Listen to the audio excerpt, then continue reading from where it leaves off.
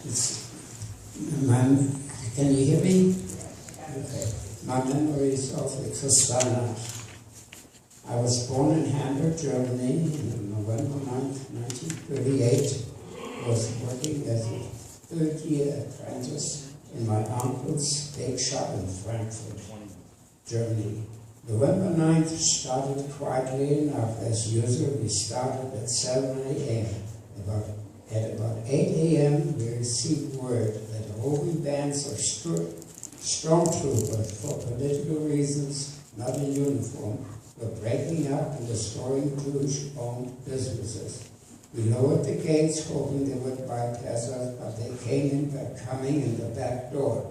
Right away, they started to beat us with whatever object that was handy. One guy, I will never forget his face, beat me with a pastry whip and a stick, not until later did I feel the pain. After the beating, one of the troopers took me aside and made me lift the gates, and in front of a howling mob of bystanders, ordered me to break the big plate glass window. He suggested to use my hands, but I grabbed a chair and smashed the windows, getting a deep cut on my thumb in the process. Our other employees were made to destroy all the fixtures in the store. One of the troopers had a gun, but he did not fire it. All of a sudden, the mob disappeared and everything went quiet, except for the sobbing of my aunt, who was suddenly beaten with a stick. We checked the damage. The inside of the store was completely destroyed, and it never reopened for business. Two of my cousins, one had his head bandaged, my uncle and myself, piled into our car and drove to another part of town. Wherever we passed a Jewish-owned store or office, it was destroyed. We stopped at a service station to buy gas. 3 or 4 stormtroopers drove up, noticed us, and after determining that we were Jewish, made us get the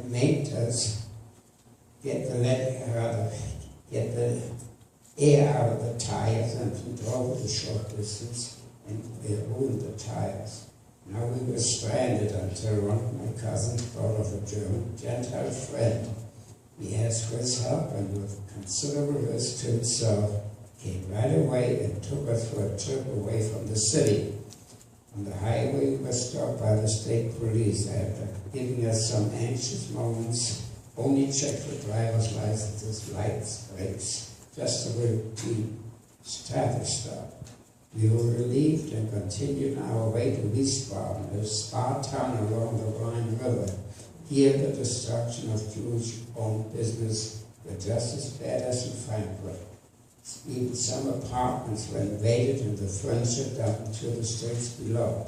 Now what? We had no place to stay for the night. We thought of the nearby children's summer home in Hofheim, where my aunt used to be the director. Our friend, who had driven us all day, took us there, and after a short rest left and drove us back to Frankfurt. We made ourselves comfortable, but shortly thereafter the telephone rang. It was the chief of police of the village, advising us that if there were any males in the home, he could not guarantee their safety. A frantic call was made to our friend, and after a while he came back and a great miscode to himself took us back to Frankfurt. On the way, he passed a stadium where hundreds of Jews were assembled and waiting to be sent to Buchenwald, a concentration camp. We split up. All I remember that I spent the night in somebody's apartment, sleeping on a chair because my back hurt from the beating. Next day, November 10th, I took a walk through the town. Everything was quiet. The government issued a decree that individual actions against the Jewish